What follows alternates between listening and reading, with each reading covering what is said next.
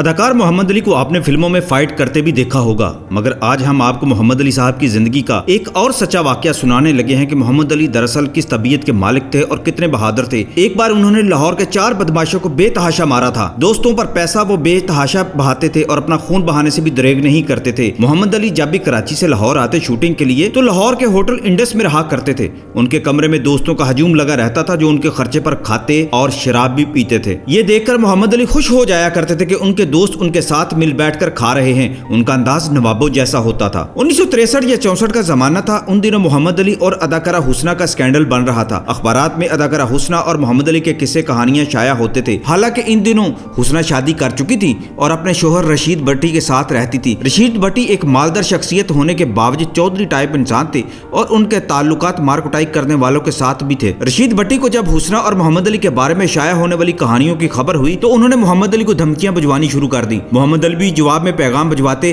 کہ میرے ہاتھ لگے تو ہڈیاں توڑ کر ان کا سرما بنا دوں گا۔ اور پھر وہ دن بھی آ گیا۔ ایک رات محمد علی کی انڈس ہوٹل میں محفلیں چل رہی تھی۔ اس رات ان کے ساتھ پاکستان کے مشہور سنگر احمد رشدی، فلمی شاعر حمایت علی شاعر اور میرے مینٹور اور استاد علی سفیان افاقی بھی موجود تھے۔ رات کے 2 بجے تو ان چاروں دوستوں نے روبینہ ہوٹل سے کھانا کھانے کا پروگرام بنایا۔ مال روڈ لاہور پر یہ واحد ہوٹل تھا جہاں رات کو بھی کھانا مل جاتا تھا اور شہر کے نامور اور بگڑے ہوئے لوگ اس ہوٹل میں راتوں کو کھانا وغیرہ کھاتے تھے۔ اس رات رشدی صاحب نے گہرے سرخ اور نیلے رنگ کے گرم کپڑے کا کوٹ پہن رکھا تھا۔ اس زمانے میں خواتین عموماً ایسے کپڑے کے اوور کوٹ استعمال کیا کرتی تھی۔ ہوٹل میں ایک میز پر 4-5 پہلوان ٹائپ شخص بیٹھے ہوئے تھے اور ان میں سے ایک رشید بھٹی بھی تھے۔ رشدی صاحب واش روم کے لیے اٹھے تو راستے میں ان لوگوں نے انہیں دیکھ کر جگت ماری، کیا بات ہے تیری، جنانہ کپڑا پہن کر جنانے ہی لگتے ہو۔ رشدی صاحب نے سنا تو ان کی میز کے سامنے رک گئے اور کہنے لگے، کیا بکواس کرتے ہو۔ یہ سن کر وہ بپھر گئے اور ان میں سے ایک اونچا لمبا آدمی اٹھ کھڑا ہوا اور اس نے رشدی صاحب کے کوٹ کا کالر دونوں ہاتھوں سے تھام لیا اور کہا، اوئے تیری یہ مجال۔ یہ دیکھ کر محمد علی بہت تیزی سے میز کی جانب گئے اور جس بندے نے رشدی صاحب کا کالر پکڑا ہوا تھا اس کے شانے کو تھپکا۔ وہ مڑا تو محمد علی نے اپنی گرجدار آواز میں پوچھا، کیا بات ہے؟ بس اتنا پوچھنا تھا کہ قیامت ہو گئی۔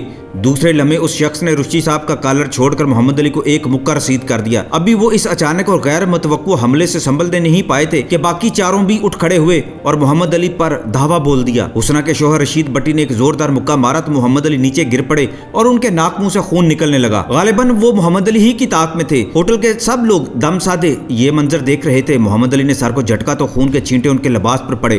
انہوں نے ایک نظر اپنے خون کو دیکھا اور جوش میں آ کر کھڑے ہو گئے اور یا علی کا نعرہ مار کر ان چاروں پر حملہ کر دیا۔ یہ ایک فلمی منظر سے کم نہ تھا۔ محمد علی سچ مچ کے ہیرو کی طرح لڑ رہے تھے۔ وہ 4 تھے اور پہلوانوں کی طرح فائٹر تھے، پھر بھی محمد علی ان کے قابو میں نہیں آ رہے تھے۔ علی سفیان افاقی اور حمایت علی شاعر نازک مزاج لوگ تھے اور کسی جسمانی لڑائی کے قابل نہیں تھے۔ وہ بے بس تھے کہ کیا کریں، جبکہ محمد علی تو کسی جنگجو کی طرح لڑ رہے تھے۔ ادھر ریسٹورنٹ کے اندر یہ منظر تھا کہ باقی سارے مہمان بھاگ گئے تھے۔ پہلے تو بہرے خانسامہ دور کھڑے دیکھتے رہے، مگر جب ان تمام لڑنے والوں نے ایک دوسرے کو برتن، گلدان، راکدن اور کرسیاں اٹھا کر مارنی شروع کر دی تو تمام بہرے بھی بھاگ گئے۔ مینیجر اپنی جگہ پر موجود تھے مگر کاؤنٹر کے پیچھے سر جھکائے اور سہمے ہوئے کھڑے تھے۔ ریسٹورنٹ کے ہال میں پلیٹیں، چمچے، کانٹے اور دوسرے برتن بارود کی طرح ادھر سے ادھر پھینکے جا رہے تھے۔ ایک قیامت کا سما تھا، بلکہ کسی فلم کا سما تھا۔ اس ہنگامے کے دوران رشدی صاحب میزوں کے نیچے گھٹنوں کے بل چلتے ہوئے جا رہے تھے اور پھر دروازے سے نکل کر بھاگ گئے۔ محمد علی نے حریفوں کی اکثریت کے باوجود ان کی خوب پٹائی کی تھی۔ آخری منظر یہ تھا کہ انہوں نے اپنے دونوں ہاتھوں میں چھریاں پکڑ رکھی تھی اور رشید بھٹی ساتھیوں سمیت دروازے کی طرف پسپا ہو رہے تھے۔ وہ تو ان کا پیچھا کرنے کا ارادہ رکھتے تھے مگر حمایت صاحب اور علی سفیان افاقی صاحب نے انہیں زبردستی روک دیا۔ وہ اس طرح کہ ان کے ایک بازو سے حمایت علی شاعر لٹکے اور دوسرے سے علی سفیان افاقی۔ ساتھ ہی وہ دونوں نے پچکارتے بھی رہے کہ چھوڑ دیں، اب نہ کچھ کریں، وہ چلے گئے ہیں۔ خدا خدا کر کے محمد علی کا جوش و خروش کم ہوا۔ ان کی ناک سے بہنے والے خون سے ان کا لباس سرخ ہو گیا تھا، بال کھڑے ہو گئے تھے، عجیب حلیہ تھا، بس ویسا جیسا کہ فلموں میں جنگ کے مناظر کے بعد ہیرو کا ہوتا ہے۔ اب یہ لوگ انہیں سنبھال ہی رہے تھے کہ اچانک رشید بھٹی اور ان کے ساتھی پستول لے کر اندر آ گئے۔ دوستوں نے فوری محمد علی کو باورچی خانے میں جانے کا مشورہ دیا تاکہ اندر جا کر دروازہ بند کر دیا جائے اور کسی طرح پولیس کو اطلاع کر دی جائے، مگر جب محمد علی نے اپنے دونوں بازو جھٹکے تو ان کے بازو تھامے ہوئے کھڑے حمایت علی شاعر اور افاقی صاحب دونوں مکھیوں کی طرح دیوار سے جا ٹکرائے۔ محمد علی فوراً باورچی خانے میں گئے اور اندر سے ایک بڑا چھرا اٹھا لائے۔ یہ دیکھ کر افاقی صاحب اور حمایت صاحب دوبارہ ان کے بازوں سے لٹک گئے اور انہیں روکنے کی کوشش کرنے لگے۔ محمد علی نے ایک جھٹکے میں انہیں دور پھینک دیا اور بالکل فلمی انداز میں غراتے ہوئے کہا، ہٹ جاؤ، अब रेस्टोरेंट में किसी फिल्मी काउबॉय फिल्म वाला सीन नजर आ रहा था। इससे आगे का वाकया मैं आपको अली सुफियान अफाकी साहब के अल्फाज में सुनाता हूँ, जो हमें अक्सर सुनाया करते थे। रेस्टोरेंट के दरवाजे की जानिब से 4 खौफनाक आदमी आहिस्ता आहिस्ता आगे बढ़ रहे थे और दूसरी जानब हमारा हीरो लंबा छुरा हाथ में लिए खड़ा था।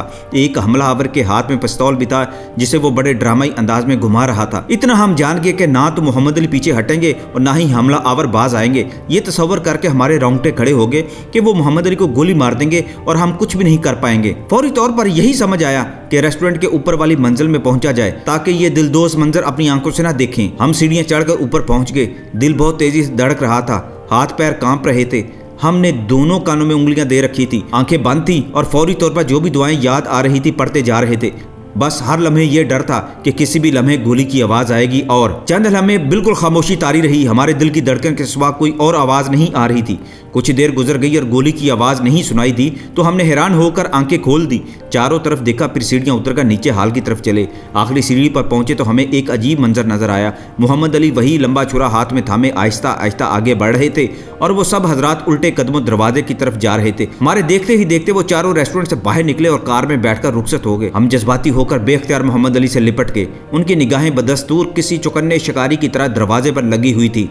यकायक हमायत अली शायर भी कहीं से नमूदार हो गए। उन्होंने बताया कि वो पुलिस पुकारने बाहर गली में गए थे। इस दौरान मैनेजर भी पानी का गिलास लेकर नमूदार हो गया। उनके बाद दूसरे बहरे भी आ गए। वो सब के सब हैरत और बेयकीनी से मोहम्मद अली को देख रहे थे। हमारी तरह उन्हें भी यकीन नहीं आ रहा था कि एक नहत्ते शख्स ने 4 हमला आवरों को पसपा कर दिया है, जबकि उनके पास पिस्तौल भी था। बाद में हमें मालूम हुआ कि वो लोग दरअसल मोहम्मद अली को जान से नहीं मारना चाहते थे, महज धमका कर अपने साथ ले जाने की ख्वाहिश मानते ताकि घर ले जाकर उनकी खूब धुलाई की जाए और उनका सारा नशा उतारा जाए ताकि वो हुस्ना से दूर हो जाएं। मगर मोहम्मद अली इनकी तवक्कुआ से ज़्यादा बहादुर और तेज़ निकले। उनको ये पता चल गया था कि मोहम्मद अली पर शदीद मज़ाहमत के बगैर काबू नहीं पाया जा सकता और इस कोशिश में वो ज़ख्मी भी हो सकते हैं। अफाकी साहब जब इस वाक़या को याद करते थे तो अक्सर कहा करते थे, फिल्मों का असल हीरो मोहम्मद अली के सिवा कोई ना था, क्योंकि हमने उन्हें स्क्रीन के अलावा लाइव हालत में भी जवान मर्दों की तरह लड़ते देखा था। ऐसा बेखौफ, बहादुर, ताकतवर, पढ़ा लिखा फिल्मी हीरो हमें फिर बाद में नसीब नहीं हुआ।